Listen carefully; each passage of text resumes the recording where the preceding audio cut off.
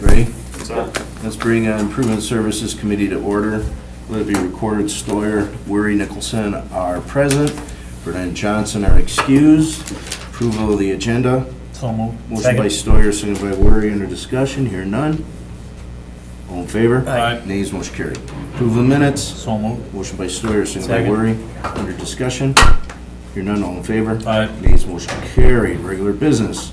1, consideration with possible action on request by Janet Angus to discuss the city sidewalk snow removal policy along Merrill Terrace streets such as West Mason Street near Locust, held over March 13th.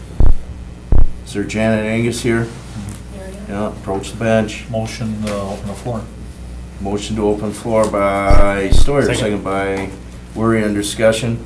Hear none, all in favor? Aye. Nays motion carried. Okay. The floor is now open. Anybody wants to speak on this subject, just please raise your hand. I will recognize you and just address everything to the chair and the two individuals on the committee. Thank you very much. State your name and address for the record, please. My name is Janet Angus. My home address is 1403 Shirley Street, Green Bay, Wisconsin. My office address is 1378, or 13, God, I have too many addresses these days. 1381 West Mason Street. It's on the corner of Mason and Locust. As you're aware, this last winter was a difficult year for snow, especially snow removal. There was a lot of snow. And I'm here to discuss the problems that I encountered with snow removal on the sidewalks on Mason Street from 1373 West Mason Street through 1403 West Mason Street. I own that stretch of land. It's quite a large stretch of land. In approximately 1994, the city reconstructed Mason Street. So I have brought a couple of photos of Mason Street prior to reconstruction. As you can see from these photos, there was quite a large area of green space from the curb to the sidewalk. What year was that, Janet? Mason Street. What year? I think this was probably in 1994. Oh. The street was reconstructed in about 1994. Okay. And these photos were taken, you can see the crane right during the reconstruction. So you can see the green space between the curb and the sidewalk. Now, normally I wouldn't be here talking about green space between the curb and the sidewalk, but that's where all the snow went, from Mason Street when we got a lot of snow. And when the plows go down Mason Street, you can end up with snow piles that are as high as my waist. How do I know that? Because guess who has to get out there with their snow blower and snow blow through that? So, I've been doing it for many, many, many years. I recall going to a meeting sometime prior to this and was unable to find my file folder. I've got it around somewhere, it must be mixed in with something. But I went to a meeting at Franklin Junior High School with my father, Dr. Angus. And we sat in the first little section, I can remember, I closed my eyes and remember, and we listened to whoever was in charge of streets get up there and talk about this reconstruction that was going to be done of Mason. It was a total reconstruction of Mason Street. They took out the concrete, they did a whole reconstruction. It cost a fortune because, as you know, adjacent landowners had to pay for it. So I was quite interested in this because it was going to cost my family and myself a lot of money. But one of the main questions that we had there was what was going to happen to the snow when they created the left-hand turn lane. So if you look at this, just had a permit approved. This is how it is now. Right here, there's a car going down, and you see there's nothing. There's no terrace, nothing. So what ends up happening is the snow, when the plows go down, they fills up the snow, fills up the sidewalk, and it's really hard to remove the snow. You have piles of ice. You have a mountain of ice. And you can't get a snow blower through it. You couldn't shovel it, that would be impossible. And not only do the plows go down the street once, they go down 4 and 5 times to clear Mason. Do you have any pictures from this last year? You know, I didn't take any of when it was the worst, but I have some of, you know, recently when I decided to come down. So here's a photo of the snow and the snow pile. That was all filled in at one point. That's what you had to go through. It was all, you know, filled in. As high as it is here is what it was going straight across. So you plowed that out? Well, not only that, but on the Yeah, other side. That's what we had to go through on the other side. And then you have people on social media in Green Bay, Wisconsin, that get on these websites and they complain about landowners not removing snow. How can you possibly get through this much snow with a snow blower that's put there by the street? You know, by the plows going through. There's a lot of ice. But going back to that meeting, I raised my hand and we specifically asked the city during that meeting at Franklin Junior High School, who was going to be responsible for snow removal with the sidewalks? And we were told the city was, with the overflow. Because it was a big concern. There was just nowhere to go with the snow. Where do you put the snow when it's this high and it's a mountain of ice? Now, if it was regular snow, not from the street, you could get your snowblower through it. But this happens all over the city. There's no terrace, there's nowhere to go with the snow, and then landowners are expected, I guess, to remove it. And this last year, there wasn't a bombardier. It used to be that the city would remove the snow. In the last couple of years, that hasn't happened. They didn't do the bus stop. They didn't remove the snow. It was a mess. And then you hear about people, you know, that are going to be injured because they're on the street, because you can't get down the sidewalks. But how do you get down the sidewalks when you have this much snow? And I'm talking, I don't know, how far is that, 3 feet up in the air? That much snow to go through with a shovel or a snowblower. Now, I'm lucky I have a skid steer. And the one picture that you have where the snow's all removed, that's because I hired somebody, or I got in the skid steer and removed the snow. But if I didn't have a skid steer, my equipment would have been totally wrecked. There's just no way you could, it's impossible. And they used to have something called a bombardier, some kind of a device called a bombardier, and that would go down, and it would remove the snow from the city's trucks, the plows going through, and basically filling in the sidewalks. I mean, it's a fact of life. I mean, when you don't have any terrace, and you have nowhere to go with the snow from the street. And I just think the city should not renege on their promise to those of us that have no terrace and come in with equipment and remove the snow. My neighbors would have never been able to have removed the snow this year if I hadn't done it for them with my skid steer. Just wouldn't have happened. The commercial equipment was used. It's expensive to own a Bobcat. Not everybody has one in their backyard. Like I said, for snow blowers, I mean, I bet you guys all have snow blowers. If you get a big ice chunk this big, what are you going to do with it with a snow blower? You think it's going to go through the machine? Or you think you're going to have to pick it up or go with an ice pick or a shovel? And then when you have to do it 4 and 5 times for a snowstorm, it gets to be kind of daunting. And it's not that it's just a little bit of snow. They fill it up and then they go back again and it fills up again, just like your driveways do. In conclusion, I just want to remind you that prior to Mason Street being widened, from that first photo, I had a nice terrace. And you could go down it with a snow blower, you could remove the snow quite easily. But after that, the terrace was gone, and we were promised, I was promised at that meeting at Franklin Junior High School that when they widened the street, that the city would take care of the snow removal on Mason because we had no terrace. So, I mean, something's got to be done. The snow was so high you couldn't get in the curbs. The city didn't get out there to remove it. It took them days. I mean, I understand that there's a lot of snow, But there's that 24-hour rule. So if I don't go out and remove the snow, I'd like to know where I stand.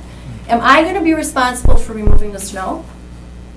Or are you gonna, or is the city reneging on that? I mean, I need to know, because I can't afford to have the city come and plow it and then get a big bill. It's expensive. Well, I've got some questions to staff. I don't know if. I have no questions for Not right now, Janet, but. anybody, Stick around. So, anybody else? Anybody- Otherwise, go ahead. anybody else from the audience? Nothing, okay. Motion to close the floor by Worry, second by Stoyer. Under discussion. Hearing none, all in favor? Nays will carry. Regular order of business, Alderman Stoyer. Okay, thank you, Chair. Chris, I was gonna ask, you were with the city at that time, back in '94. Do you recall, granted, there's probably other areas around the city that have this issue somewhat without the terrace, so can you mention to us or talk about this stretch? And Janet, I'm sorry, I'm just gonna ask a question. It was from basically Locust to, I just need to know the distance.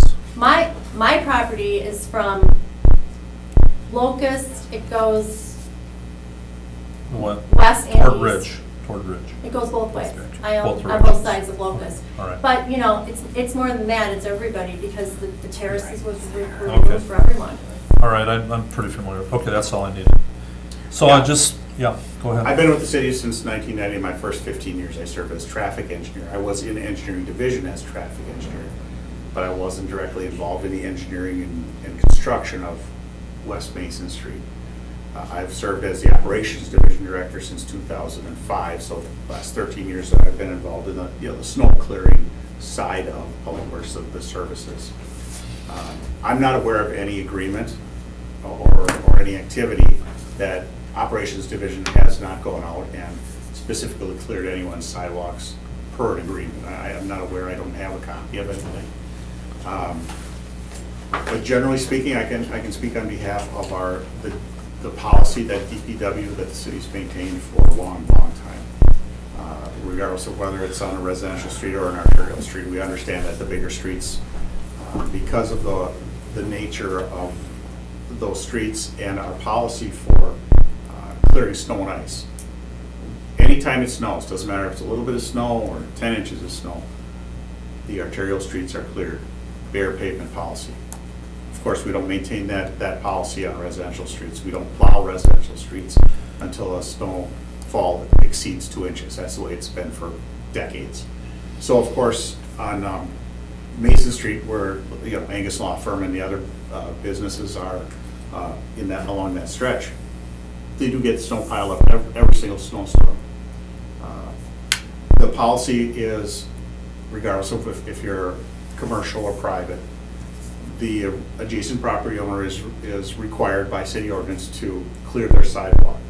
If they've made an attempt to clear their sidewalk, and we're not talking just a couple shovelfuls and all this is too heavy, let's call the city, and I don't mean that demeaning to anybody, but you have to make an attempt to clear your sidewalk in front of your property, and then the city would go through and push snow and bury your beautiful work.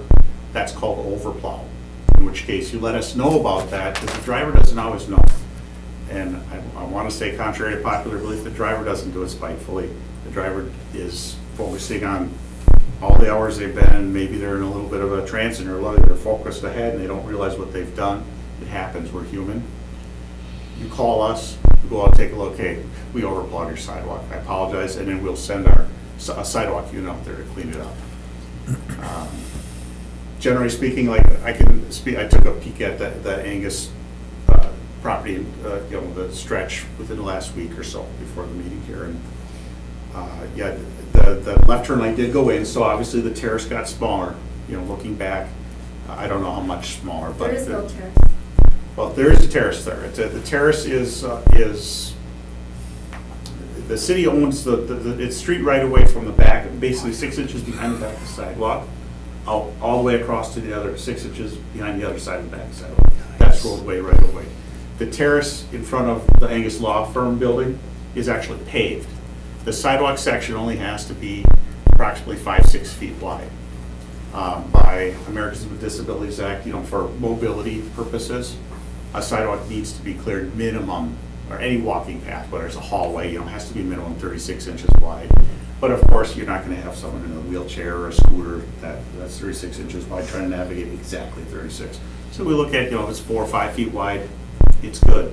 DPW's not going to go back and say, hey, you can clear your whole sidewalk. We don't go out looking for that type of stuff. We actually only respond on complaint to sidewalks, not shut. Approximately 11 feet from the curb to the back side of the paved area, you only have to clear, 5, 6-ish feet, and then the rest is basically snow storage along the street. Now, of course, if you cleared the sidewalk and DPW goes and pushes it back, again, give us a rain. That's overplowed, and we'll go back with our sidewalk unit and we'll clean it up for you, because that's what we do. I'd be calling every single time. It fills up all the time. It just fills back up. Would it be I don't know better- if I have the floor, if I can Well, talk, but. yeah, well, Okay. I'm just. Mark, gonna- you got any other questions? I do.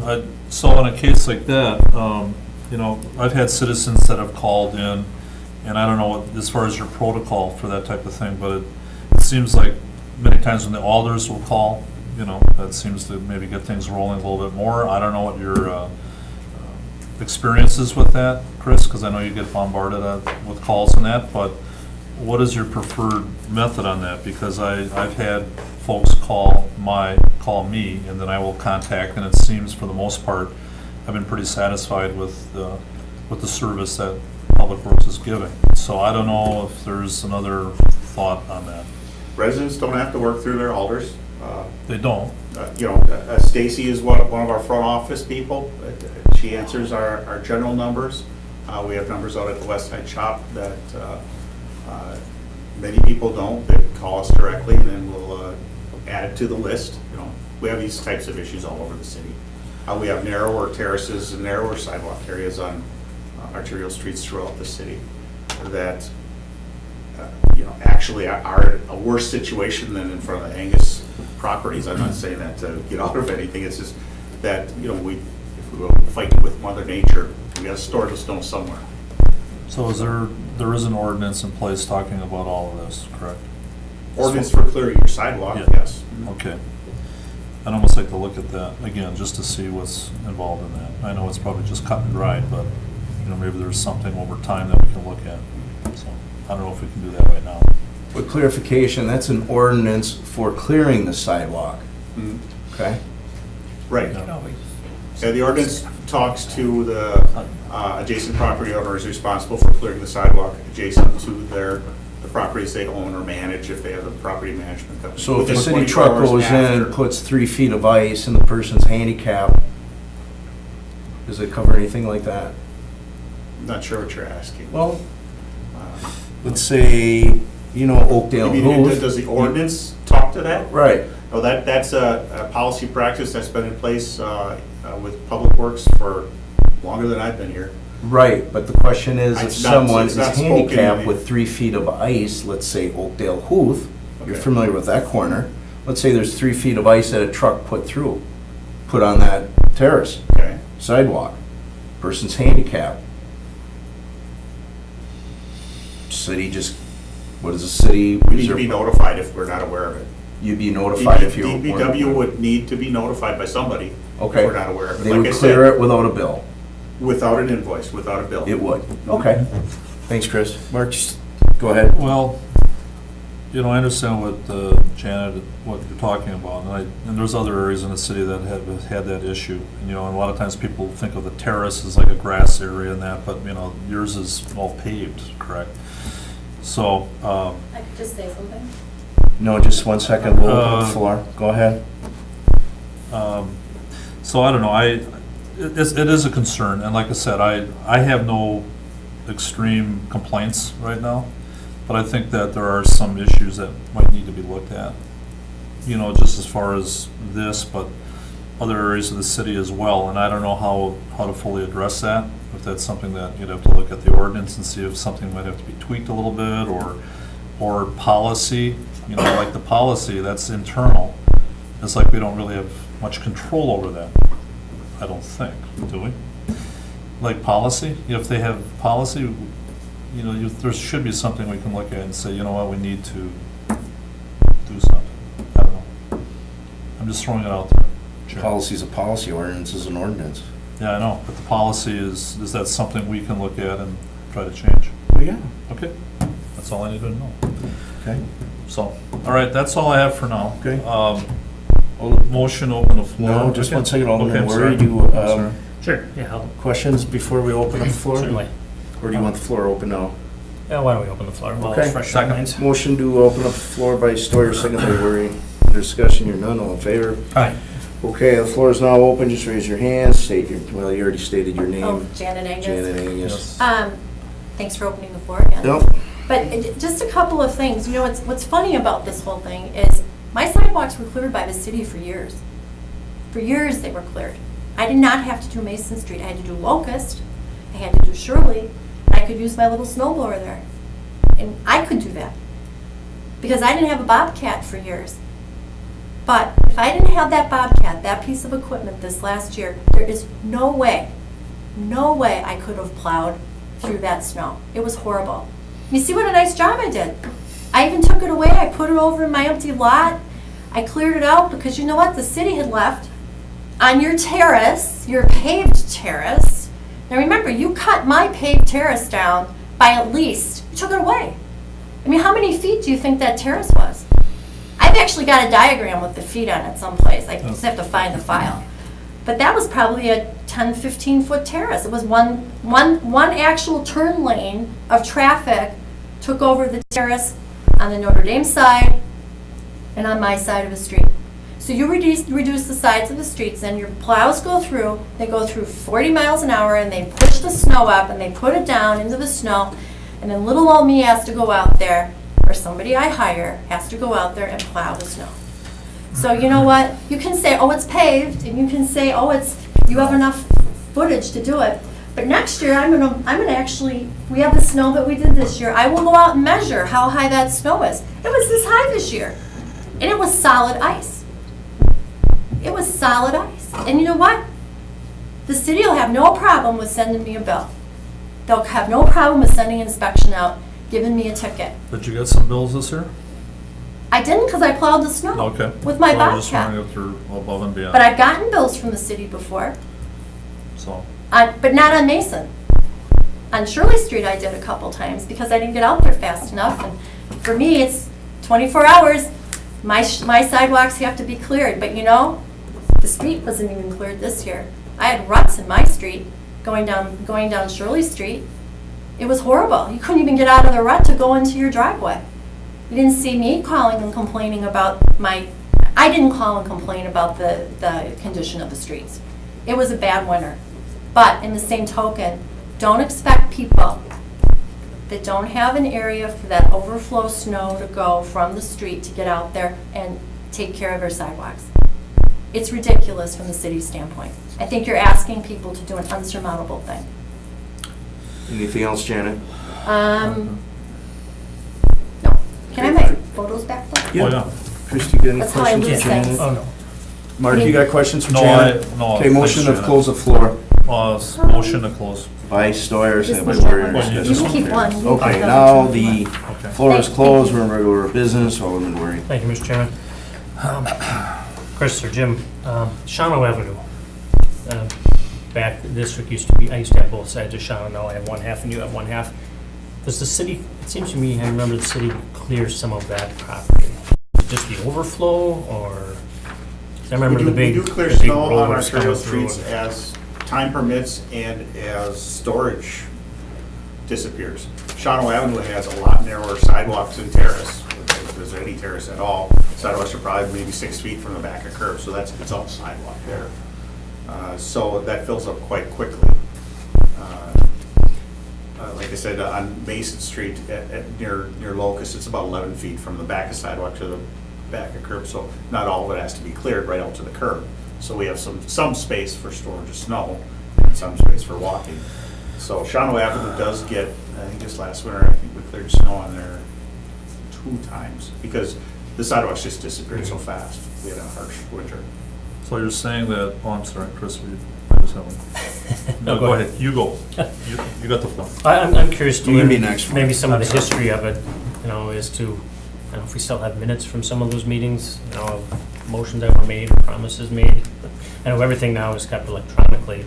I'd be curious to go back and dig into that to see. I've looked back and I have not found anything that speaks specifically to, I can talk to, we can look in engineering records if there's something from 94. I have no idea how the minutes were taken back then for public Or even information meetings.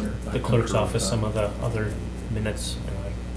It does seem interesting that on the arterial streets, we could have 2 lanes worth of snow. That's a heavy, icy, salty, briny, dirty ice mess piled into the sidewalks, and then they have to remove it. A lot of it, because we do use salt only on arterials, a lot of the snow does melt. Yeah. So it's not all the snow for the streets, but that's neither here nor there. So I'd be interested in reviewing the policy for the removal of snow on arterial streets that was placed there by city operations, and specifically look into what happened with the Mason Street corridor. The old minutes or agreements, whether in the clerk's office or in engineering. We could look into that and bring it back, and that'd be my motion. I would second that. Okay, there's a motion on the floor to review what policy? Review the policy for removal of snow on arterial streets that was placed there by city operations. And then specifically to look at the history of Mason Street when it was rebuilt. But, Okay. I mean, we have some time hopefully before the next snowfall unless. Yeah, we're, Oh, yeah. One thing in And that, I I'd wanna like to make see a an list. option, the city would be responsible for that. Well, that's why we would review it with anything being an option. Okay. It's review and action. Okay. Yeah, it's not just a. Okay, motion on the floor, second by Stoyer. This is where Grenier usually gives us his weather prediction. So I don't know who's filling that role. We don't Oh, need yeah, a- have we to- don't have need to a up weather our Brian prediction. on that one, because we already got a Okay. request from the state to put in our salt order for Alright. next winter. But he usually does the next couple of weeks. Are we done with the snow? Yeah, Yeah, I don't know. all right. All right. All in favor? So, aye. Aye. Nays, motion carried, moving forward. And then if we could notify Miss Angus too.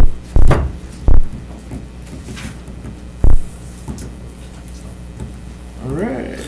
Number 2, consideration of possible action on a request by Nicholson to include Mason Street 2020 Capital Improvement Program. The reason why I put that communication in, because a little history, over 5 years ago, I was looking for some city input and also some resurrection, I guess, on that area. That got kind of pushed aside. So I put another one in September. But what I wanted at the last meeting wasn't on the 2019. My request was 2020. Bill, I think you're the only one that was at that meeting. It was you and Steve, and myself and Chris. So that's my request. What we did since that, just to let you know what has transpired on that, since the last meeting, is we now have the consultant hired, under contract. Okay. And they're looking for possible solutions for that basin over there. What we're doing, we're calling that the Ellis Creek Basin. It's one of the largest in the city, up over almost 900 acres. So there's not going to be a single fix that's going to relieve any of this. It's going to be a system of fixes. Right. So what we have them doing is they're working on the modeling and trying to put in the various types of fixes to see how that affects the basin. And then based on all that information, that's how we'll generate our projects once they complete their study. So, and what we'll do is, as they keep making progress with the study, either myself or Steve will bring it in, like with his director's report, so that you're up to date on where we are with the status of that project. Where are we at in that area? You were at the last meeting. Your staff was supposed to make some phone calls to the developer of East Town Mall. Any progress? We haven't reached out to the developer yet because It's only been a month. We're still not, until we actually know what the project is. It doesn't make sense to reach out to the developer to look at you know, Okay. hey, we're gonna How take. close we're are looking we to developing a plan? at- I would say probably by end of summer-ish. Okay, Late summer, somewhere in there. okay. So- Well, But that's why I said, you know, we can, every other meeting, we can bring an update for you, so you know where we're at. well, yes, I mean, I don't want this off the radar, Yep. because, like I said, it was pushed aside, and really, I don't want this to be mashed with other projects or programs. It should be strictly under the capital improvement program. Yes, well, that's how. Of we'll- 2020. That's how we'll be funded. Right, So, yeah. okay, Yeah. all right. You good Mark? with it? You go with it? Yeah, I I'm mean, good. Need a motion to approve. Motion to approve. Motion to approve by Stoyer, second by, Are you, What Yeah, are you we approve it, approving? just put it on receive was and Main place and on file. Monroe? Well, it's the Ellis Creek. Do you have an area or a I don't map? want to receive and place on file. I want it basically going forward. And you don't, this is not gonna interfere with the other things that we were talking about, all the different roads and such. I don't know. What year? Well, you're looking at 2019? 2020. 2020, right. Can we shoot out that far? Well, what mean, I'm is that looking okay? at, I don't want this pushed aside. What I Right, want okay. is, if it's on 2020 and staff hasn't had a program or a plan yet, at least it's on the radar, we can push it to 2021, Correct. okay? Yeah. If you receive and place on file, it gets lost again, and then I go through the same rigmarole Well, I just. of dealing with staff and new council I just made a and motion. bad memories and all that other good stuff. All right, So I made want a it on the motion. radar, I made a motion. okay? To approve. And we need a second for discussion. Second by Worry, we're Well, under I discussion. don't know what we're approving. Following- You said to approve, there's nothing to approve, so Okay, well, let's get back here. if I could, Yeah, Director as Burnett. far as how, Director Burnett, thank you, Mr. Right, Chairman. sorry. You said the study be done maybe fall, or was that, I remember last time we discussed it, it might have been a year study. Are those two different? No, the actual modeling and things like that, we should have some results from that Okay. within a couple of months. Okay, so fairly quickly. I mean, in Yeah. the chair, I mean, Mr. Chairman, you could just put this on the agenda every month as an agenda item. Well, they said they were gonna bring it back Yeah, every month. so- Yeah, Between- we'll bring back status between the two of you, reports let's make sure it's on here. for the chairman. Every month, just Director's a review report, of too. the, call it the Ellis watershed, Ellis whatever, Creek Ellis, watershed. Creek, Ellis Creek. Ellis watershed. Creek watershed, you know. Do you have a map? Do you have a map of that? We do. I'm sorry. It's all right. We like maps. Well, Go. Worry, you got the floor right now, I'm then sorry. Stoyer. I understand the chairman's frustration, and I think we can accomplish what he's trying to get at by keeping it on the monthly agenda, and it sounds like we're gonna be timely with getting this back and plenty of time for next year, so. I'll yield the floor till I hear what you wanted to do with the motion. You Stoyer? said to approve, but, Well, you know, after listening to staff and listening to Alder Nicholson speak on this, I feel comfortable that as long as it's part of the director's report or reported back to the committee, eventually we'll get the council as well. But as long as Alder Nicholson is satisfied with that, I'm fine with that. Satisfied with what? Satisfied with having it motion? reported out. Well, the motion is, I'm satisfied with the motion. okay, well. At least it's gonna be on the radar. Well, it just says consideration with possible action, okay? Right. So I'm making making that motion. You already did. I did. Yep. Chris, you seconded it, we're under discussion. so the motion is to approve putting this in the 2020 capital improvement. Right, with the understanding, if staff isn't ready, we can at least put it to 2021. And staff said All yes. right, I'm fine with that Sounds addenda. I'm fine with that addenda. Is that, can you, At least we got something on record instead of receiving and placing on file. we won't. Okay, all in favor? Aye. Ayes, motion carried. It is 6 o'clock, we're gonna start our public hearing. Is there something I got to read? I have to read the engineer's report in, and then after I You read got that the- in, then you need to ask if there's anybody here to speak on it 3 times. 3 times. Yep. Okay, you got the floor. This is the public hearing on March 27th, 2019 for the North Webster project. In accordance with state statute 66.0703, this public hearing is being held to levy assessments for proposed pavement improvements which are included in the 2019 capital improvements program. The project is being considered tonight will be included in contracts administered by the Wisconsin Department of Transportation. All of the proposed assessments are being levied in accordance with the city's assessment ordinance. During construction, the contractor is required to provide access to businesses at all times and residences as much as practical. When a residential driveway is inaccessible, the property owners or tenants can receive permission from the city police department to park on adjoining streets. Problems during construction should be brought to the attention of the Department of Public Works and Engineering Division by calling 448-3100. Concrete pavement. North Webster Avenue from East River to Radisson Street is classified as a principal arterial in an area predominantly zoned residential or light industry. The existing concrete street is in poor condition and in need of reconstruction. The project includes pavement and storm sewer improvements.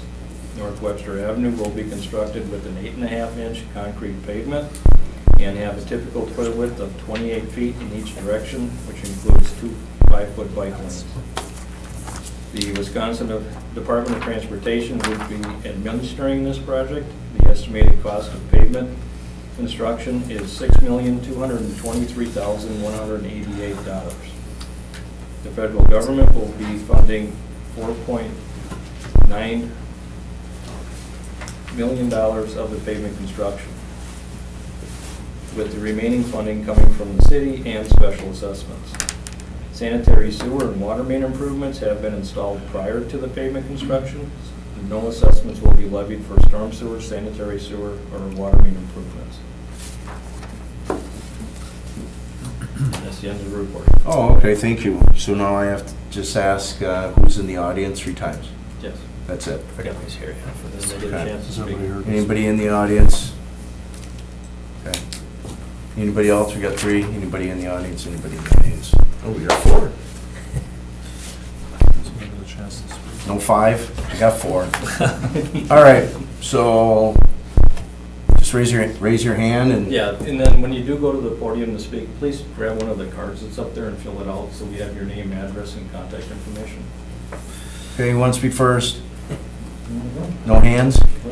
Okay, 1. Who's second? All right, 3. I don't need to go. All right, sounds good. Sir in the back, you want to be number 3? Kind of new to this, so I don't. You kind of knew it. We don't We'll bite. help We you. don't bite. Thank you. Ignore the names on Keep the going top. on I there. bite. Your Oh, yeah, website's you wrong do. on the committee members' names. Well, they That's are a member fine. of the 2 of them are vacation this week. Okay. So, Yeah, you sit- yeah, you fine, you're don't get when fine. your name's on I it. don't get to look at it. This is the one committee I've never been on. Okay, state your name and address for the record. You got the floor, sir. Okay, my name is Craig Robbins.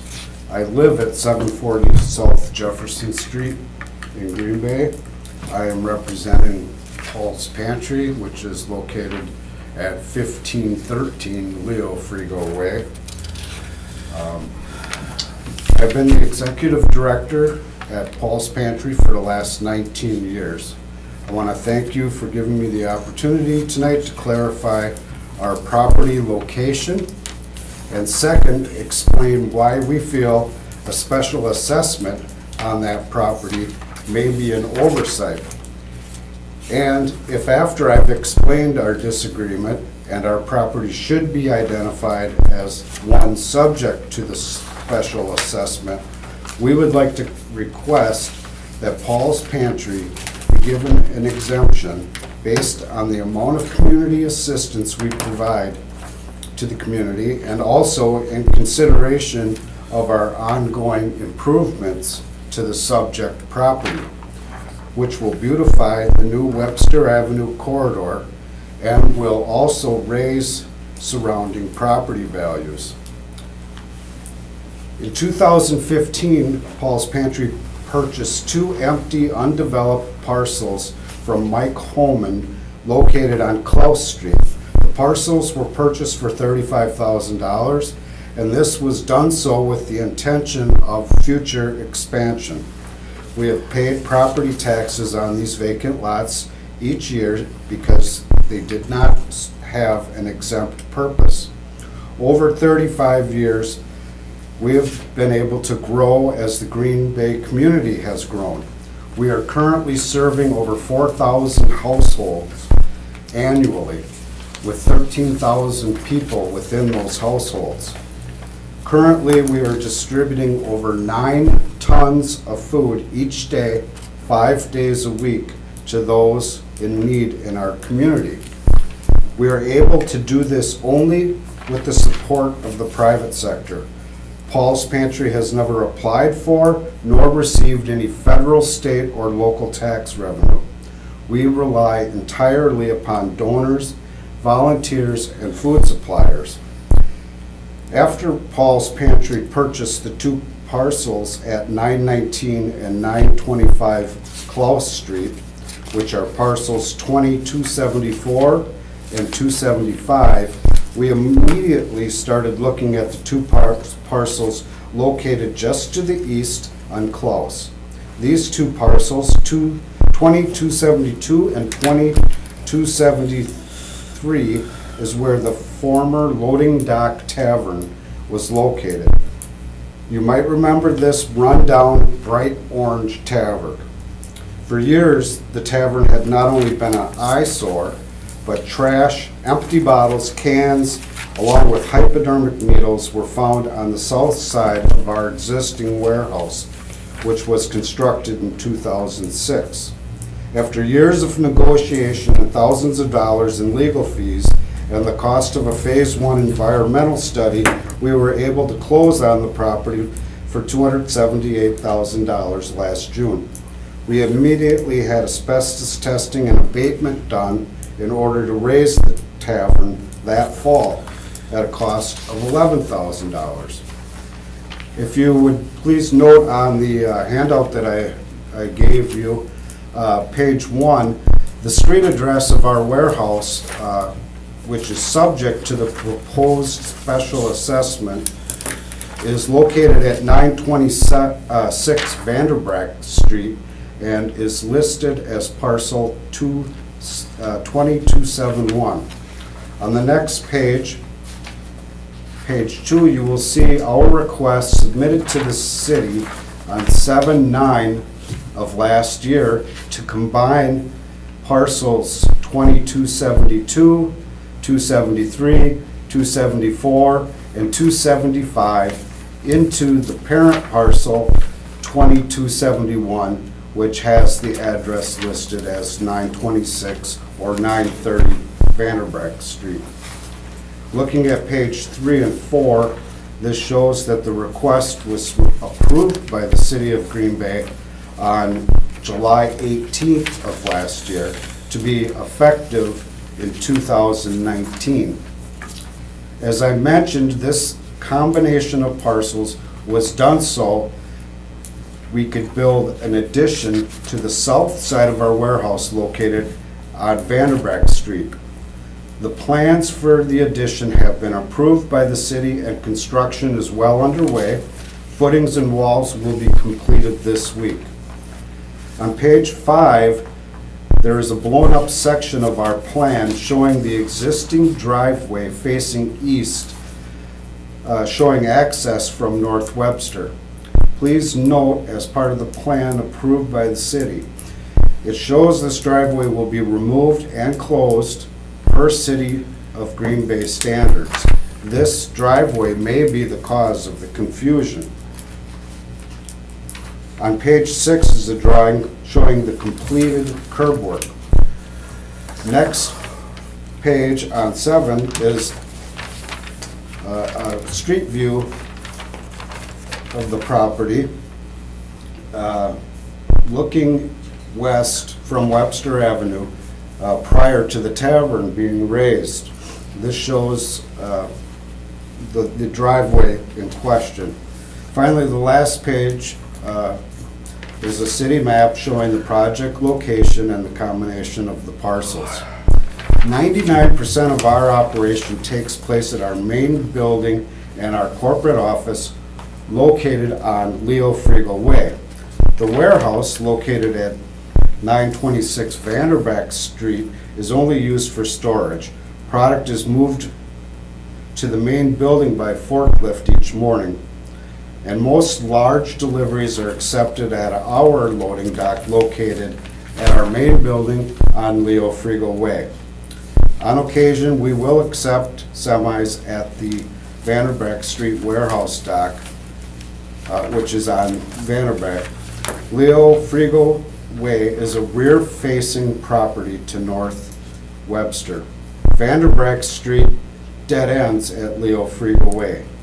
Neither of these buildings have driveways or direct access to North Webster. While the addition to the Vanderbeck warehouse will have service doors and a loading dock which will rear face Klaus Street, the warehouse remains a front-facing building on Vanderbeck, and neither the front nor back have a driveway with access to North Webster. So our point being that there is no real benefit to Paul's Pantry. This, as has been mentioned earlier in the previous discussions, this is a main arterial, this is a thoroughfare and a corridor, and this project was designed not only to fix the potholes and such on Webster Avenue, it was to beautify this corridor into the city of Green Bay from the interstate. This is a benefit to the entire city of Green Bay. People visiting our community have a nicer, more beautiful entrance into the city. We've played our part in tearing down that tavern, getting rid of that eyesore, and as people come into our community, they no longer have to look at that. The amount of assistance that Paul's Pantry gives back to the community is staggering. Last year, our program provided $9.5 million in assistance, and that's donated food, purchased food, etc. We don't have any other sources of income other than donations.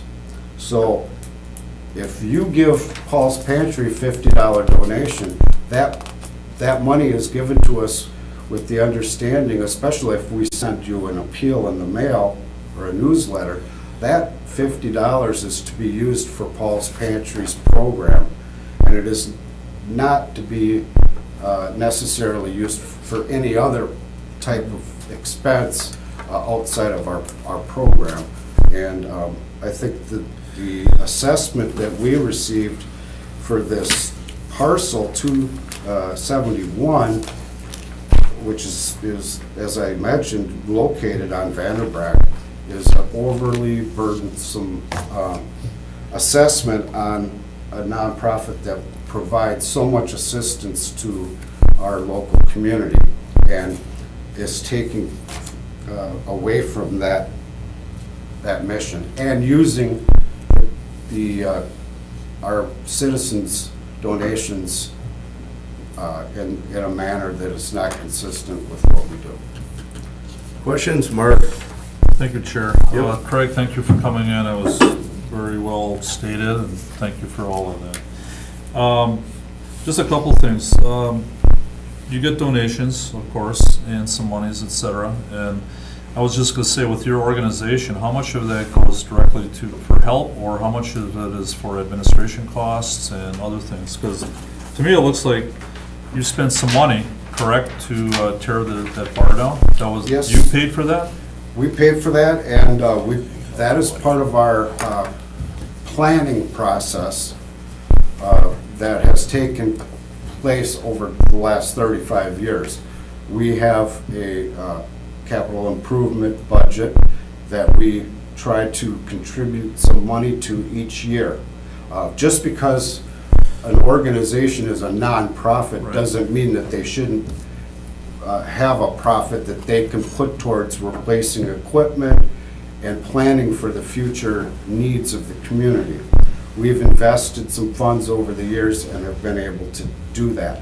In our appeal letters to the community, we mentioned that surplus funds are used first for food purchases, second for equipment replacement, and third for future building and expansion.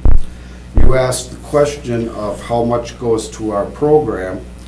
96% goes to our program, 3% goes to management in general, and 1% goes to fundraising.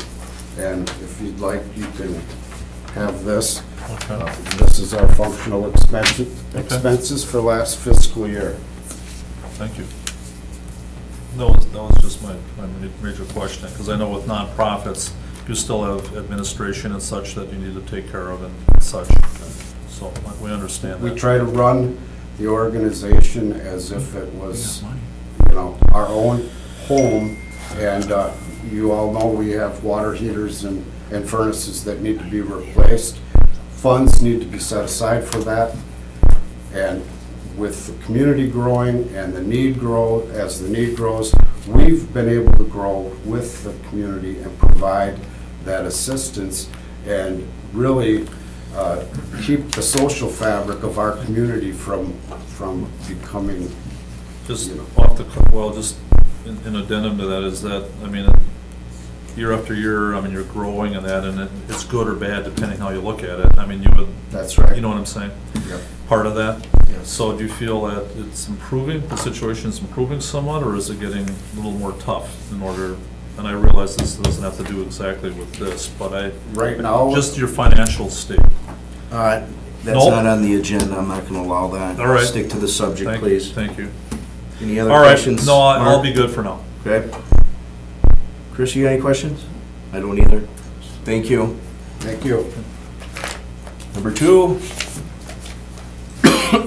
Excuse me.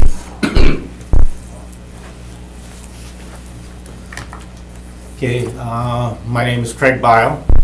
I am president and chairman of the board of Paul's Pantry. My home address is 2967 Mayflower Road. And again, our offices are at 1513 Leo Freeway. And I think one of the things that Craig didn't bring up is, this is a diagram of the lot. And it shows that our access to our warehouse is off Vanderbreck. And Vanderbreck doesn't even go out to Webster Avenue. I mean, there's no access even out off of Vanderbreck. So all our trucks have to come in off of Radisson and go down Leo Frigo Way to get to our warehouse. So if the special assessments are charged for benefiting properties, is this truly a benefiting property when we don't even have the street that the warehouse is on going out to Webster Avenue? Just a quick question on that. Go ahead, You- sir. Thank you, Chair. I mean, I understand what you're saying, but, there is frontage there, and the only place that has frontage is your establishment, just for clarification. Correct. So there's nobody else that is on that piece of property except Paul's, because you own Right. that property. So We own that whole yellow Yeah, I'm section. just for information, that's all. We'll have further discussion. That's all our lot, but here's Right. where we go into our warehouse Yeah. and we can't even. No, we dock understand, Webster. we understand that. And then just for your information, I'll give you some statistics. We just celebrated our 35th anniversary, and we passed this out at the 35th anniversary, showing the community what we've done. And the thing about Paul's Pantry, it's not just an emergency food pantry. Its mission is to provide families with enough food every week for as long as they need, so they can use that money that they would have spent on food for shelter, utilities, and other necessities, transportation to get to a job, whatever, to better themselves. That's what we're trying to do. So if we look at the numbers that we're looking at for an assessment, 17,606.62. If you take that and you look at what our cost what it costs us for operating per pound, and then we also have a vehicle expense per pound, that works out to 22.3 cents a pound it costs us to distribute the food to the needy. And in your ordinance, you actually have a section on protecting the poor. It says that you will have an exception if people can't afford it and they can prove that they are indigent and poor. Those are the people that we service. And if we took the 17,606, divided it by the 22.3 cents a pound that it costs, that's 78,953. So 78,953 pounds of food that it will take out of our ability to provide for the needy. And I apologize, on the bottom of the sheet, it says 75,000. We divided by 2.233 instead of 0.223, so that number is What's that wrong. number again? The number is 78,953. And that works out to what we pass out in a week. So we're taking 1 week's worth of food away from the needy by paying this bill, or somehow, maybe miracles happen. Someone wants to make a donation of 17,606, that would be great. We would gladly pay it, but that doesn't happen. But we're just looking at this as really causing a hardship for us to take care of people that are in need in Green Bay. And for us to do this, we're addressing the same people you addressed in your ordinance. So if we're not able to provide that food, they're going to have to pay for it. So actually now, the poor are paying for the assessment. And I guess that's all I have to say. Okay. So thank you very much. Andy? Thank you. I don't know, Oh, maybe I Mark, should- you got a question? Maybe I should save it for staff, but I understand what you're No saying. questions for Well, Mr. Brown? I'm gonna ask him. Okay. Okay, so there's 1 week that you're saying that'll be off. What, under your estimation, what would, who would pick up that extra cost?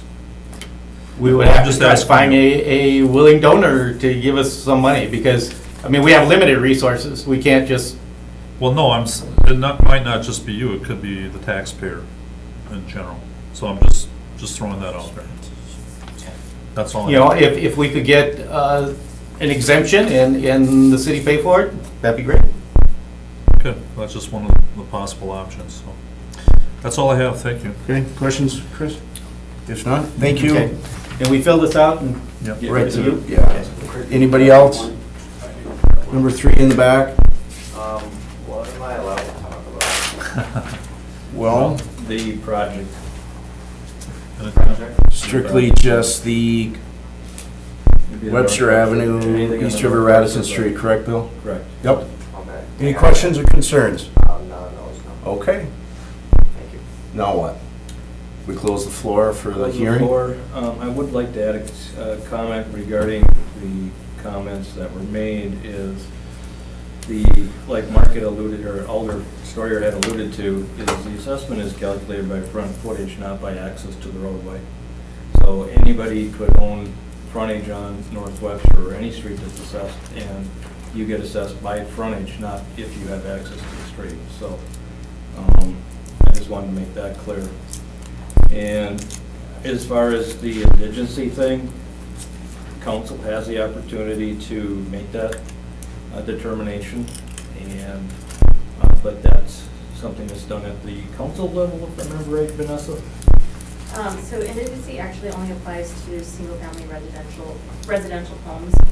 But what I can say is that the deferment option is still available, just not actually a full-on waiver based on indigency. What does that mean? The deferment process basically because essentially Paul's Pantry will not see a bill until the project is actually completed, number one. So there's a good chance that the actual bill for this will not go out until right around the end of 2019. So you would have that time to raise funds if that was the route you decided to do. When the bill does come, you can pay any of it, all of it, or none of it. And anything that's remaining then would get distributed onto your, split into 5 annual payments, and that would be applied to your annual property tax bill. So that would be an option that would be available. 5 years, you said? 5 years. 5 years. Any What's the other interest on info? it? 4 Craig, just 1 second, we'll open up the floor again. Or in a public hearing, do we have to open up the floor to have? I believe so, yeah. Yeah, okay. Well, do you have anything else, Bill? No. Okay. Mark, do you got a question for Bill, or you want to open up the floor for interested Well, let's parties? just, I would just open up the floor. Okay, motion by Stoyer to open up the floor for interested parties, second by Ware, under discussion, here none, all in favor? Aye. Floor is now open, just please raise your, I just want to Okay, know, it's 5 equal payments, but then you also. Craig, could you just That's come not- to, so we can hear you? Craig. Thank It's you. 5 equal payments, but then we're charged interest on that too at Yes, what, at 4.5%? 4.5%. 4.5, okay, thank you. Craig? Yes, sir. Okay. The fact of the matter is that whether it's deferred over 5 years with interest, we're still paying it. And we're still asking our donors to foot the bill for a project that the taxpayers could be paying for. As I mentioned earlier, this is a thoroughfare from the interstate to downtown Green Bay. There is no direct benefit to Paul's Pantry for this project. The frontage that we have is really there's no benefit. Webster Avenue, other than the same benefit that anyone visiting our community would have coming into Green Bay, we have no special benefit to the project. Okay. Question, Mark? Yeah, thank you. You know, and Without I the listened to what Mr. Burnett said as well, Director Burnett. You're right, in a sense that you don't have any driveways or anything like that on that property, but you do own the property, right? You do, We own the property, that abuts Webster, correct. Our main building right? is rear facing, and I'm I just, don't know what the difference is. well, I guess From- my question would be, I'm gonna ask you your thoughts as far as, okay, you have parking or what have you, I mean, it's obviously, it is being used somewhat for something, even if it's storage or parking, that stretch of road, Webster, I mean, you own the property up to Webster. So what is that being used for right now? I think you might have mentioned it. Warehouse, Warehouse. correct. So it's still the use, whether it's a primary use or a secondary use. I'm just doing this for clarification, that it's still being utilized by St. Paul, or by Paul's Pantry. Right, but it front faces Vanderbreck Street, which dead ends at Leo Frigo Way. So Right. the property on the opposite side there, the east side, that faces Webster, there's no use there for us at all. No. We can't park on Webster Avenue. We don't have a driveway that's on Webster or has egress or ingress to Webster Avenue. All we have is our warehouse with the east side facing Webster Avenue. I think we're familiar, we understand that. So, But I'm just saying so that you the do- direct benefit to us is Yeah, okay. what? Our operation would still be there with or Right. without, if it was a gravel road. I don't want to sound, No, and you're not alone. But- I mean, there's other establishments that have frontage, sometimes corner lots, things like that they might not use certain areas, but, I'm just looking at it but as. for a nonprofit who provides such No, an amount of No, I assistance to the city, understand. this is overly burdensome. Right. And I would ask that an exception or an exemption please be made on behalf of not only the poor in our community, but on behalf of our donors who gave money to Paul's Pantry to feed those needy people.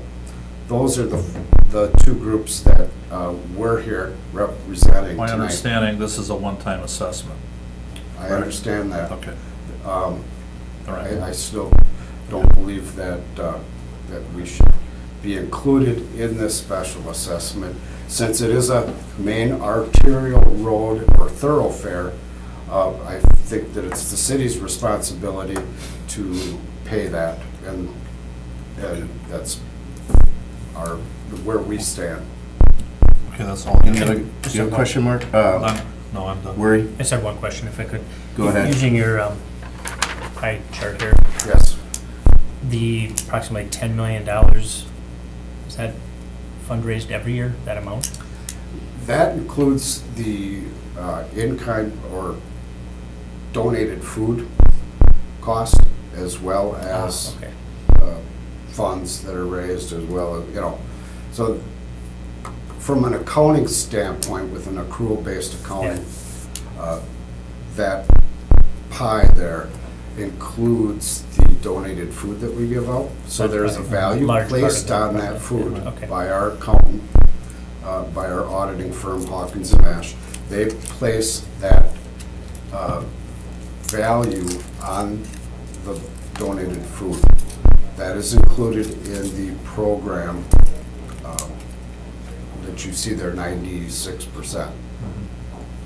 So if you took that out, what would be the, Well, if you took that out and took other things out, we were still at only 9% on admin and 6% on fundraising. So, and we just were forced by the federal government to switch to this method of accounting. We would rather not include the cost of donated food because of your exact point. It does inflate the value. And there are some organizations who do use that for, I know this is off topic. that's right, thanks. Okay. Anything else? Anybody else from the audience? If not, I'm gonna close the floor. Motion to close the floor. Oh, great. Craig? Just one question. When will we find out, Bill? sure, what the city's gonna do? Well, essentially, if the assessments are approved at tonight's meeting, then that would go to council on April 1st, next Monday, I believe it is. And even if we do go ahead and approve the assessments tonight, you guys would always have the right to apply for hardship. You can apply right to council for that. I believe would be how they would do that, if they want to register a hardship. So, and like I said, is these assessments will not be issued with final invoice until the project's actually completed. So you do have, basically all of the summer and most of the fall to get that from council, if that's the route you choose. Okay, thank you. Oh, you're welcome. Would it be our right to contest this at the circuit court as far as the use, the benefit? So one thing, Vanessa Chavez, the attorney, one thing I can tell you is that the courts have determined that the benefit is irrelevant when determining whether or not the property should be assessed for sidewalks. The question really is to the fund. I got a Could question. you repeat that? I didn't, Oh, I couldn't hear it. Vanessa, could you, I guess, repeat that? I'm sorry. Yes, I was clarifying that the question the courts look at is not whether or not there's a beneficial use to the property based on the assessments. They look whether or not the property abuts the improvements when determining whether or not the assessment is appropriate. Okay. Well, I got a question. Why would you ask that question? Are you planning on bringing this to court No, if we sir, deny I just this? wanted to know what other recourse. You mentioned that we could go and appeal to the Common council. common council. Yeah. So I was kind of If it was denied? following his Okay. Yeah. train of thought, All right. is all I was doing. Basically next Monday, 6 o'clock, room next door. Yeah. And one clarification, I think the hardship actually goes to finance before it Oh. goes to council. But again, that's done at the time that the assessments are issued, not at this point, correct? Say that again. When the bill's actually issued from the assessment, it goes up for. When it's due, hardship, correct, correct. But that goes to finance first. So when is that? Finance, I think, is the, No, when do you anticipate the bills being issued? oh, the bills will be issued in, I would say, end of the year, sometime in December, more than likely. Because we have to finish construction first and Okay. finalize all of the costs. But this subject with Paul's Pantry, is that gonna be included in? Yeah, I The think what next Vanessa is finance? saying is they would apply for a hardship through the finance committee. Okay. And then from finance, it would go through common council. At what time? If I could November? though, if I could back Just- it up, just- Mr. sorry. Chair. I'm gonna Okay. back it up All one right. step. Go Our ahead. committee just recommends to council next week, right, on this item, or does it not? Some Right. items. That's correct. Okay, so Right. following that path, they could go to council and say, hey, we disagree with what was done in committee. Well, all that's happening tonight is recommending that the sidewalks be installed. Right. That the road would be done. Nothing about dismissing any special assessment. I don't see that on here. Correct, that will Okay. be financed Okay, once I the see what bills you are mean. due. Okay, so their issue is later on then, Yes. separate It from can, correct. the sidewalk. Okay. All right, I was a From the little street project. fuzzy on that, but thank For you. clarification, then, this committee only makes a recommendation? For concrete pavement, Correct. To- sidewalks Which tonight. is the road? or- No, this is the road project, the the road, Northwestern because you Road. mentioned- Right, Vanessa? Yes. That's it? Correct. What's happening tonight is the recommendation to council.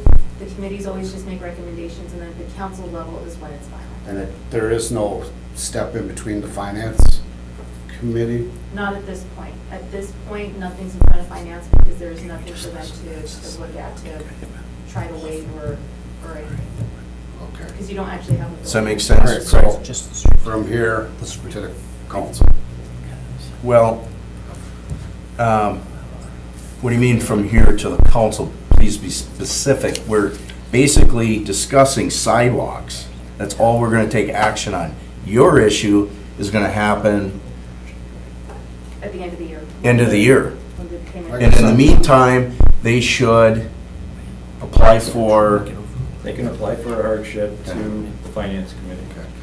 I'm sorry, I misunderstood you. You said the cost of the concrete for the project would be $8 million. The DOT was covering $6 million. I assumed we're talking street concrete and not sidewalk concrete. No, this is the actual street reconstruction project, it's everything. That's everything. So Yes. that's what the From right away to special, right point. the special assessment is for concrete. Is for the concrete pavement, which the is entire the project. the roadway. Yeah, so it's for the roadway and sidewalks if need be. But- Right. Yes. Okay, Yeah. okay? so you, all right, so it's not just sidewalks because Right, no, it's not. I could put in a pretty nice sidewalk for $17,000. Okay. Any other questions? Where are we at? Are we in, So in a- open the floor, correct? Yep. Any other questions from the committee or the audience? If not, entertain a motion to close the floor. So moved. By Weary, second by Stoyer. Any discussion here, none, all in favor? Regular order of business. Okay, what motion are you looking for, Bill? Basically, the motion would be to accept the special assessments and authorize us to levy them and approval of the project. I'm sorry if I'm calling you Bill. Jim, my bad. Not doing it on purpose. I Okay. understand. What are the wishes of the committee? Weary? Thank you, Mr. Chairman. Director Burnett, what are the options that the committee has at this point? I mean, is it the same as when we look at all the roads, like last year when we had the different roads come in and we took one out, or? No, this project is a little different than that, because with this being a DOT project, it's not in the city program, so to speak. Is it within our ability to take parcels out of not being assessed? Is that even No, I within- think that the place to do that would be at finance with Okay. the hardship. So, I'm just trying to explain for everybody, the purpose of the public hearing is just to get it out there that there's an issue, because if we don't have the ability Thank to you. do anything about it, I don't, Right. Yeah, what can we do? It makes us If look you kind guys of, don't vote tonight to assess the project, these guys don't have hardship. Oh. So that's Well- another way of looking at it as well, so. but that's the entire stretch. Yes, correct. So I recommend that the project gets approved and you approve issuing the special assessment. And then, we can work with these guys and help them with getting the finance and things like Oh, that. okay, sorry. Has I think the church on the other end, they're paying assessments for this, correct? The Towards church- the fire station? I would have to look because there are some commercial entities that do pay the residential rate, which the reason why these guys are being assessed is they're being looked at as a commercial entity. Oh, okay. The wheel tax is picking up all the residential assessments on this one. So, Obviously, we've been spending years on this project, so it has to move forward. Your appeals process is gonna have to follow another path, but I hope you kind of understood that. I don't think we want to stop this entire project by not assessing everyone. Correct, and we have your contact information. We can reach out to you and help you through that process. I'll make a motion to approve. Motion by Wordy to approve, second by Stoyer. Under discussion, here none, all in favor. Nays, motion carried. Moving forward. All right, where are we at, Jim? I believe we're on number 3. 3, consideration of possible action by Alderman Worry for an appeal by Andrew Malecki, 1131 South Fifth Street, on how his sidewalk replacement bill was determined. Who wants to, all right, I'll make a motion on the floor. motion open the Second. floor, second by Stoyer. Under discussion here, none, all in favor, motion carried. We're now open. Anybody has a question, just please raise your hand, state your name and address for the record, and you Andrew will be Malecki. recognized. Andrew Malecki Jr., 1131 South Fifth, Green You Range. got the floor. I'd like to go back a little bit. Yeah. I live on the corner of Fisk and Lock Drive, and on the Lock Drive portion of my property, there were 5 trees, and about 4 or 5 years ago, when I was cutting grass at one time, one of the big limbs were leaning over to the road, and the tree was splitting. I called the forestry department, they came out, they took the tree down and so forth, but the tree already had started to raise the concrete or the pad by what was next to it. Fast forward to 2017, there's tree number 4 alongside on Lock Drive was also taking and raising. In fact, it raised the concrete approximately that high. People walking on the Lock side use that for cross-country when they park on the street. The kids use it for the pool. I've noticed people that were stumbling over it, so forth. People had to take and, if they had a stroller or so forth, raise it up in order to get over it. I had problems getting the snow off in the wintertime. And so I had called and talked to the city about the hazard that I felt it was doing. And I had not gotten any response. I called the second time and left a voicemail and everything, still did not really get any response. In about December of 17, I got a call from the person in charge of the sidewalk and said, well, it's already too late to take care of anything, but it'll be taken care of, in the spring. And so the next spring, or in 2018, I called about tree number 4 again, because it had raised again and it was higher yet. Plus there were a couple other trees that were along the sidewalk that were also pushing the concrete up. Well, about in the middle of the summer, the city came through with a crew and they marked the sidewalks, put X's here and the trees and then the stuff, so forth and so forth. Well, there were spots there that were marked X, which according to the folder was supposed to be my responsibility. Well, these are also the pads, or I'm calling them pads, that the roots were affecting on it. But I didn't seem to be able to get any satisfaction. I talked to Alderman Weary and told him my situation on it, and I believe he even looked at it at that time and proceeded forward. Well, in about the spring or middle of summer, the tree number 5, what I'm pulling right down Clock Drive, had a limb that was coming down, laying over onto my lawn, and in order to cut the grass, I had to get underneath it, so I called the forestry department about the limb. Gentleman came out, and I happened to be home at the time, and he looked at it and he said, yeah, we have a problem there. And I said, this is after the sidewalk was all marked and everything, and I says, according to this, I says, you know, what's gonna happen with the trees with the sidewalk being replaced? And he said, well, we'll root cut them. And I said, what's root cut? And he said, well, we just go right straight down along the sidewalk, cut the roots, and they'll stay. I says, why would you take and do that and put new sidewalk, but leave the roots there and so forth? And he said, well, he said, the other thing is, you'll go treeless. I said, I guess, you know, that's your deal.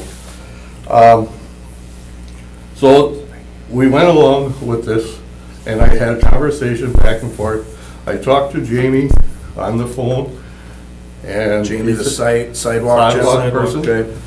And he said, well, we'll take a look at it again. So, okay, they came out, they took a look at it, called me back and said, no, we stand by the way we did it. Okay, contractor comes, he's starting to take the pads out. The city had come already and taken all the trees out. So all 5 trees were gone. They took and ground up the chips and so forth. Contractor came in and I told him, you know, who's gonna take and cover all this? And he said, well, he says, I'll get a hold of Jamie and, you know, maybe we can discuss this. And I said, fine, I'll be here. So within the hour or so, Jamie came, we talked about it, and he said, well, he says, you know, that pad there is, you know, just beyond the tree.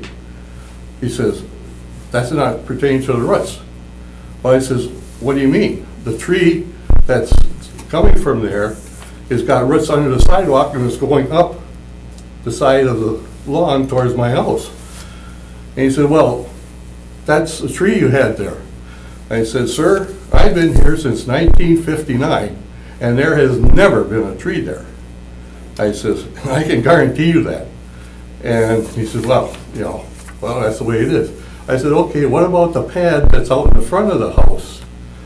And we walked over there, and he looks at it, and there's no trees around.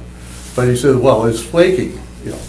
Well, there's a spot maybe that was maybe about this big that it was flaking the concrete off. I said, well, if this one is being replaced, why isn't the next one? Which has got a spot about like this and about that deep that the concrete is gone. Well, he says, it's because you called and wanted the sidewalk fixed. He says, that's your neighbors. We can't do it. So basically, I called to take and report a hazard that I felt could be dangerous as far as anybody getting hurt in the city. And then I turn around now and have gotten a bill for $860 to replace sidewalks. And the forestry man told me, he says, those trees should never have been planted there. Those are not the type of trees to put in there, but it's my responsibility because the trees are there, then I have to pay to replace the sidewalk.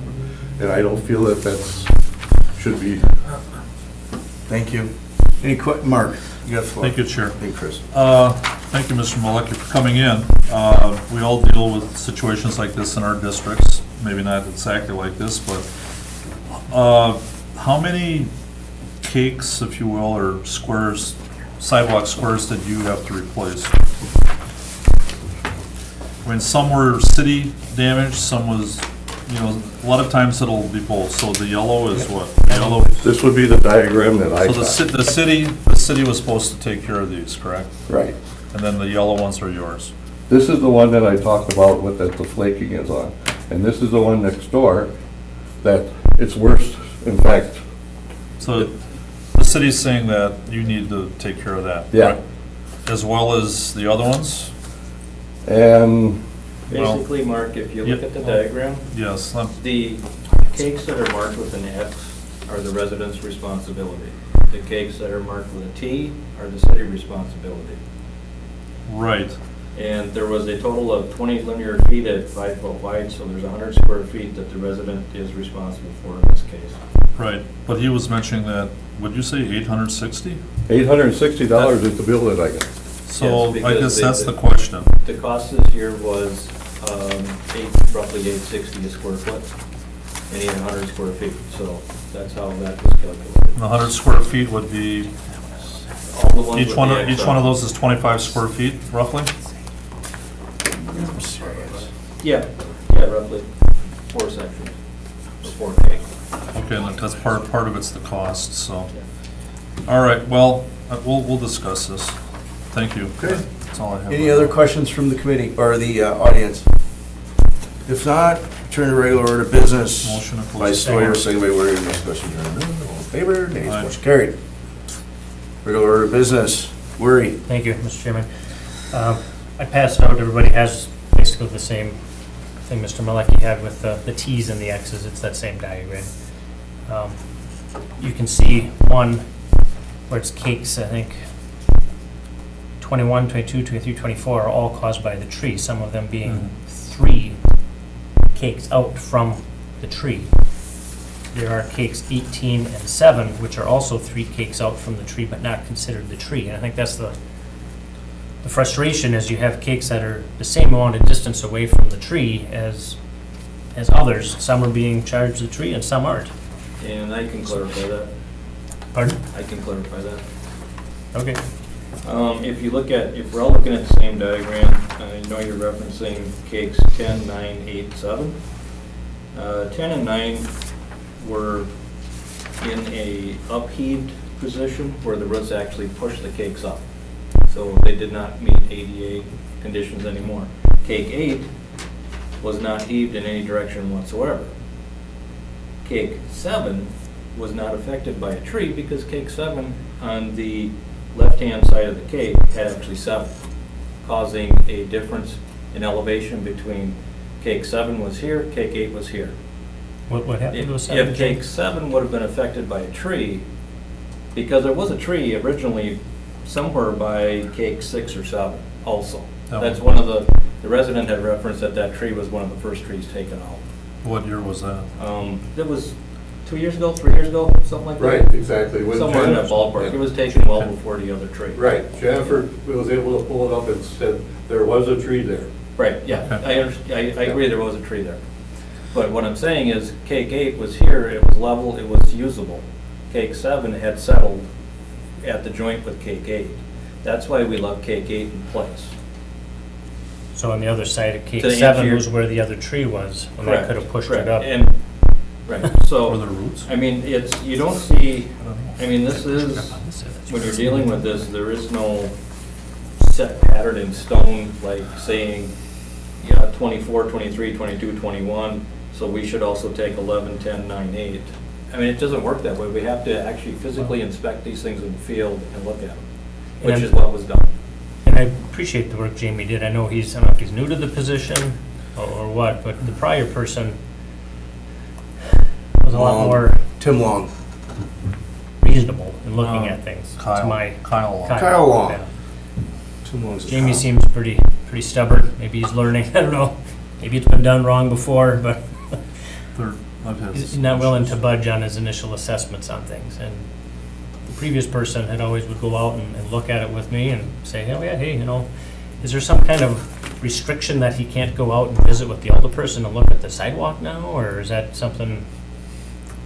No, he has gone out and he has met with various elder Okay. people all the time. So, Okay. I mean, he goes out and meets with them. Okay, that's good. That's good to hear. I mean, for me, I think, while some of them obviously aren't anywhere near a tree, there's 2 that are pretty obvious. I still think 7 by the tree that was removed prior could have pushed it up and tipped it into 8. Even though the tree's over here, there was a tree over here. So I would look to remove 7 and 18, being their proximity to the trees. So the two of the four It's cakes? DPW's opinion that this is not appealable to INS. So, Okay. It is not? no. That doesn't mean it can't be done, it's just your opinion. So, Okay, so. I'm not gonna answer that I know. because Vanessa's not here. I know. I don't know what the legal answer is, Chris. So my motion would be to remove cakes 7 and 18 from the assessments. Okay, motion on the floor to remove 7 and what? 18 18. 18 from the assessments, is that correct? Jim? from the billable That's cakes. what he wants to go forward Well, with. Right, but I mean, Feel strongly that's about clear, that. right? It's clear what he's looking for, it's, 7 and 18, yes. okay. All right, need a So second. I'll second that. Second by Stoyer. Stoyer, you want, got a question? Well, like you said, Jim, you were saying that Vanessa's not here. We're missed all the worries making this recommendation or motion. So it still has to go to council, correct? Correct. Yeah, recommendation. Right. Yep. I will second that. Okay. We're still under discussion. Okay, we're under discussion. Motion, open the floor. I would like to have, Motion to open up the floor, second by Weary. Motion Second. made by Stoyer, under discussion. You're not all in favor of the Aye. floor is now open. Mr. Malecki. back in the past, when they paved a lock drive, I was told that when you lived on a corner, you were not accessed for both the front and the side. My address is 1131 South Fisk. Does that still pertain? There is what we call a corner lot exemption. So, for example, you would be, the maximum exemption you can get is 100 feet per parcel. So depending on how it's done, the simplest way of explaining it is you would have a 50-foot exemption on Fisk and a 50-foot exemption on Locke. But I don't see how assessments and exemptions has anything to do with sidewalks right now. Anything else? No, just, You got a question, Mark? Well, I was trying to hear, Right, I couldn't but- quite hear. You're right with the street, and that has. So, Don't worry, we're gonna what argue corner this. lots? Yeah. All right, just, So, I'm fine. okay, close the floor. Motion to close the floor. By Stoyer, second by Weary, under discussion here now. Okay, we're in regular open to regular Seconded it. business. Yep, we got a motion on the floor. Discussion, all in favor? Aye. Nays, motion carried. Moving forward. Alrighty, where are we? You want to mention about council to him in case he wants to? Oh, yeah. Yep. This goes to council next go week, Mr. Malecki. Pardon? It goes What we decide is a recommendation to the full council. So it'll go there Monday, April 1st. next Monday, April Fool's Day, April Yeah, 1st, just 6 o'clock. Whatever way you want to. So, Okay. thank you. 6 Okay, o'clock. for consideration of possible action by Alderman Worry to add Hickory Hill from 12th to Oneida Street to the 2020 street improvement project list. Alderman Worry. Thank you, and my apologies, I might have written it wrong incorrectly. If we could just refer this to staff to review the street and come back with your analysis of it, I think that'd be fine right now. Okay, need a motion to refer to staff. So moved. By Worry, second by Second. Stoyer, under discussion. You're not all in favor? Nays, motion carried. 5, consideration of possible action on request by the Redevelopment Authority of the City of Green Bay to authorize Department of Public Works to award a contract for mass grading at the Shipyard Breakthrough Fuels Project sites at a staff level and report the award at the next regular scheduled meeting of Proven Services Committee to keep the Breakthrough Fuels Project on schedule. Jim? And I Or- will invite Okay. Director Vonk to discuss this. I have a point of order here. You and I'll recognize point of order. This thing kind of conked, so I can't. That is not a point of order. Okay, excuse me. You reading them okay still as being, I can't vote on anything. well, we just. We can All take a right. voice vote. Yeah, we do voice for it anyway. All right. Go ahead. Someone help Mark Stoyer. He needs help. Kevin, go ahead. I sure do. All right, thank you. So what we were talking about is the shipyard sites of 13 acres down right off Broadway. Moved forward, redevelopment authority and council with 2 projects. One was the shipyard development, which will be a public project, outdoor entertainment center, recreation area, and then Breakthrough, who's building their corporate headquarters on the north side of the slip. Council re-engaged Santec as a consultant to basically work on the design for this, for our part of the project, the shipyard project. Breakthrough also, in terms of efficiency, decided to contract with Stantec as well to do some of the site improvement works for their parcel. In short, what is needed, this is a brownfield site, so there's a cap that needs to be maintained. It's in a floodplain, so you need to bring it out of the floodplain. So we're going to raise the elevation of both of these sites approximately 4 feet all the way throughout. So it's a substantial amount of fill that needs to get in there. So we need to bring in the fill, basically let it sit for a few weeks before we can start construction on this.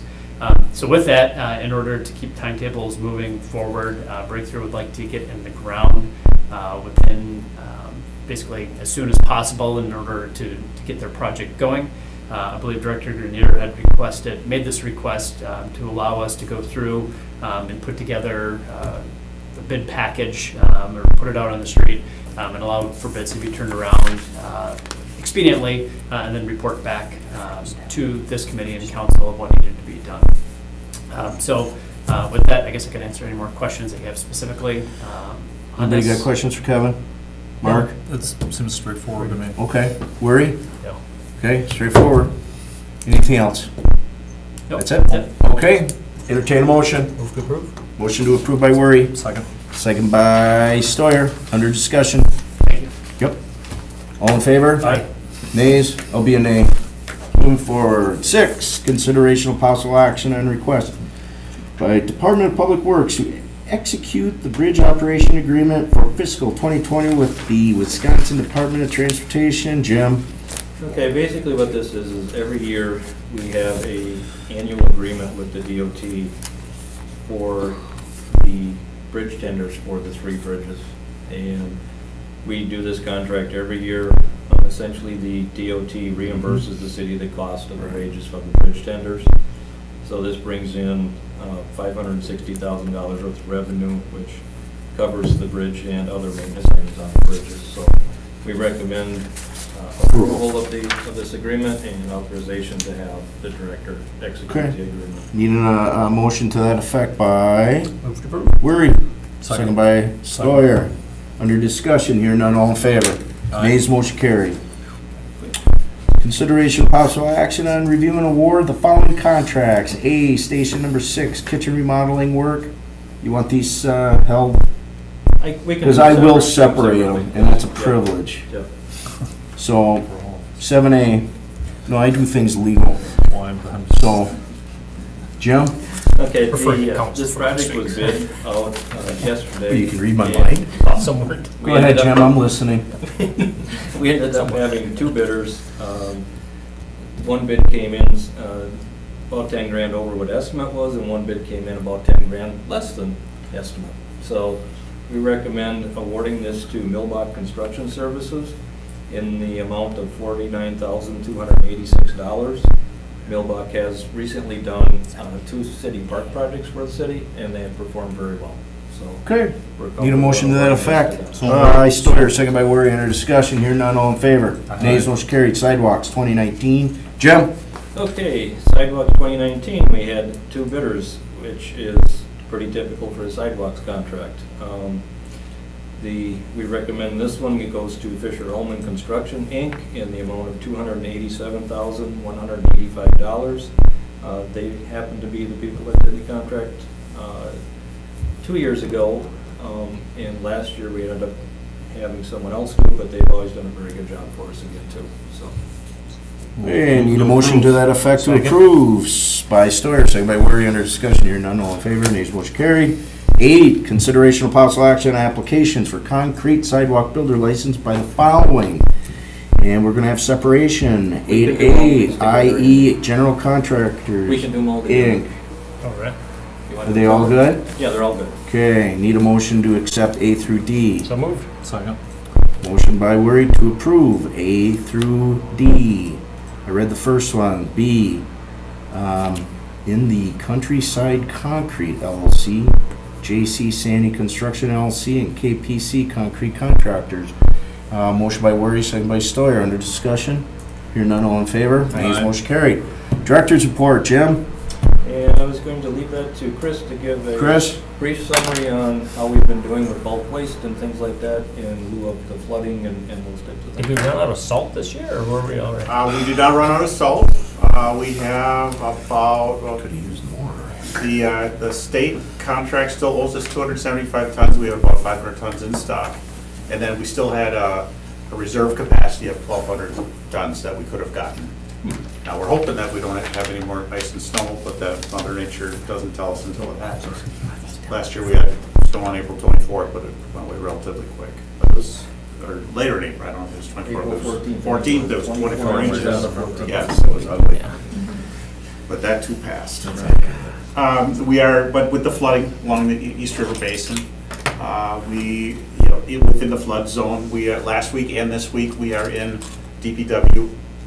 We've swept streets, we're going through storm sewers, making sure that any debris that flowed in there, because it backed up so much, didn't plug storm sewers. Obviously, that was because of the river, not the storm sewers, that we had the water issue from the spring belt.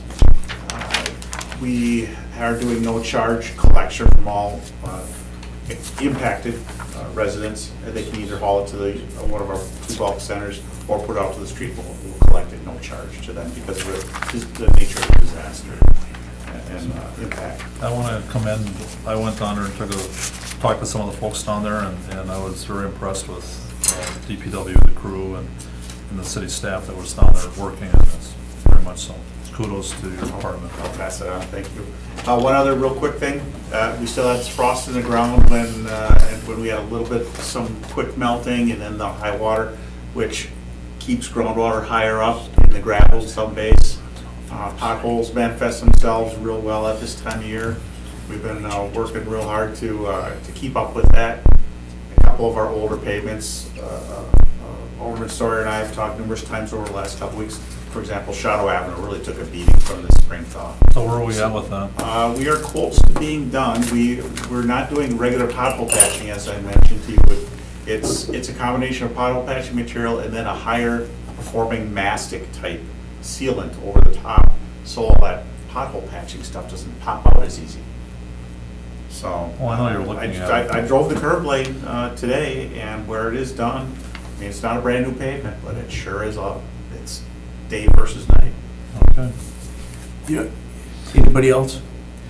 When will Go ahead. street sweeping kind of start? Did you say began already? We are in the street sweeping for first round, collecting a lot of debris. Yeah. I believe it. Anybody else? Chris, Angus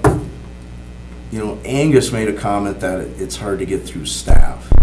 And Malecki said the same thing on different issues. And over the last 17 years, I have received a number of concerns with citizens having issues trying to get service. And when they're not happy, they call the alderman, and then I call you right away. I mean, it is true. If you're not an alderman, it's difficult to get through staff, to get whatever needs to be done, or information. And there was times where I would call, and I never say this is Alderman Nicholson. I just call, and sometimes I do get a unsatisfactory. It hasn't been that. I mean, not all. You know what I mean? Sure. Not frequent, but it's there. And I guess I just wish the directors would maybe address that, maybe at a meeting. I'll bring that up. Could you with bring the that up? Staff is a item of, Customer service. Protocol, customer Yep. service. Yep, very important. And instead of just saying, call your alderman on something for like, something simple, do they have to call their alderman? No, they do not. And Okay. I give out my direct phone number, email. And I to always residents tell, and- I always tell the concerned Ask them to citizens, call. get a name, and they do. I've never turned one in, Chris, and you know that. I've never turned a name in. But I do receive phone calls with I would say though, concerns. from a manager's standpoint is, please let us know who may be having the issues, because it's hard for us as a I know. manager to fix it. And I unless we should, but know I come from a what's world where you do happening. not tattle. I get it. at A all. lot of us are in that same boat. I know. You're Irish. Maybe this new generation's more involved in, I got a different name for turning people in. But I just don't like that. I just wish Yes. that staff could just reinforce it. Sure. Yeah. Just, Because I just noticed an example right here with Malecki and Angus. They don't know each other. They haven't corroborated anything, the different issues, but they do have concerns and they're not alone. That's all. I'll leave it like that. I know you will address it. Because I mean, your whole, all the directors are very fair with me when I ask. Very fair. So thank you. That's all I got. I would talk about that too. You know, I had worked for the city for a long time, and customer service is always, you know, it's important. Tone of voice, whatever, information, whatever you gotta do to get the problem solved. So that's all. Yeah, I no, got. I agree, public sector, it's a customer service business. Yeah, that's it. I mean, I own my own business. If And how's I your don't give the right service? answers, or basically, if I can't answer it, I was always taught by my old man. You tell him you look into it and get back to him. You don't say, I don't know. Man, did I get a lot of whoopings if I ever said that to the old man. But, you know what I mean? Right. Yes. I got one warning, but after that, there was no warnings in my family. But I guess, enough said. You know what I mean? Yeah. Okay, thank you. Motion to adjourn? Motion to adjourn by Second. Worry, second by Stewart, all in favor, nays, Aye. motion carried, we're adjourned, thank you.